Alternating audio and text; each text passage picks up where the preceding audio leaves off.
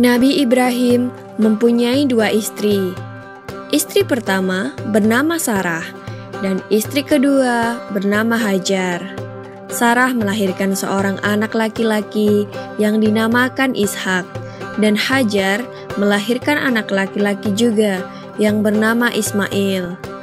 Sarah merasa kurang senang hidup bersama Hajar. Berkali-kali ia meminta kepada suaminya agar Hajar dan anaknya dipindahkan ke tempat lain. Akan tetapi, Nabi Ibrahim tidak segera menurutinya. Barulah setelah menerima perintah dari Allah, Nabi Ibrahim mengajak Hajar dan Ismail pindah ke Mekah. Ismail yang masih menyusu pada waktu itu terpaksa harus mengikuti kedua orang tuanya menempuh perjalanan yang begitu jauh dan melelahkan. Hajar dan Ismail ditempatkan di daerah padang pasir yang tandus, sunyi, dan terik matahari yang menyengat kulit. Tak ada seorang pun di sana kecuali mereka berdua. Setelah beberapa tahun Nabi Ibrahim alaihissalam meninggalkan anak dan istrinya itu, ia pun merasa rindu.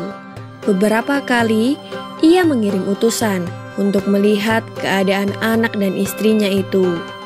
Dan ketika utusannya mengatakan bahwa anak dan istrinya dalam keadaan yang baik-baik saja, Nabi Ibrahim pun merasa lega.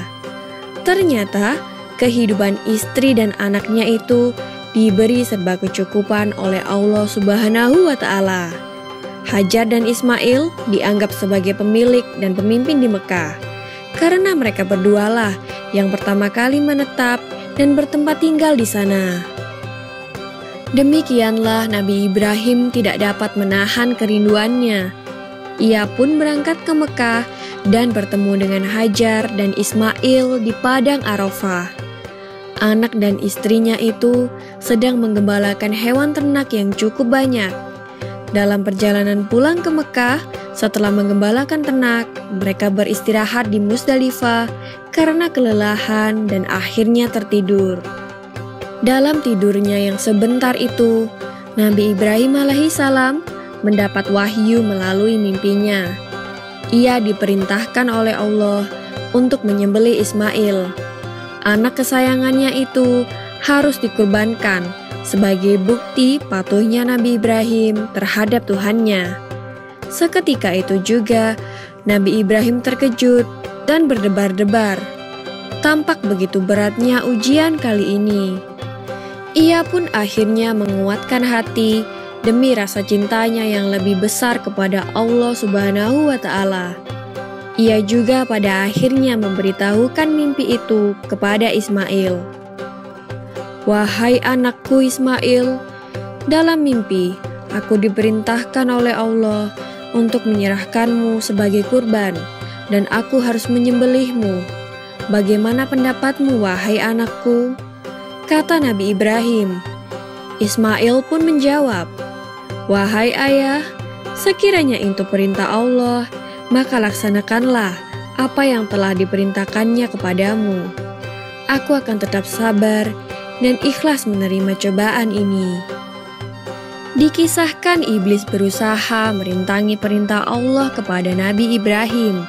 Berkali-kali iblis membujuk Nabi Ibrahim agar tidak melaksanakan perintah itu. Namun Nabi Ibrahim tetap melaksanakan perintah Allah, dan godaan iblis yang begitu dahsyatnya tak akan mampu meruntuhkan ketaatan Nabi Ibrahim kepada Allah. Nabi Ibrahim membawa Ismail ke atas bukit. Di sana Ismail mengenakan kain penutup mata, dan pedang tajam pun sudah dipersiapkan. Ketika pedang itu sudah berada di leher Ismail, tiba-tiba tubuh Ismail pun diganti dengan seekor kambing yang gemuk oleh malaikat Jibril.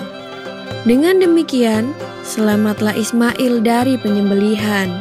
Allah Subhanahu wa Ta'ala berfirman kepada Nabi Ibrahim, "Hai Ibrahim, kau sudah melaksanakan perintahku dengan ikhlas. Sebagai gantinya, aku berikan binatang ternak untuk disembelih. Ini adalah cobaan besar bagimu." Peristiwa itu terjadi pada tanggal 10 Dzulhijjah di Mina, dan sampai sekarang dirayakan seluruh umat muslim sebagai hari raya Idul Adha. Dan umat Islam yang melaksanakan ibadah haji juga dapat melakukan kurban di Mina sebagai penghormatan atas Nabi Ibrahim alaihissalam. Demikian kisah Nabi Ibrahim alaihissalam. Semoga kisah ini dapat mempertebal iman kita kepada Allah Subhanahu wa Ta'ala. Amin ya Robbal 'Alamin.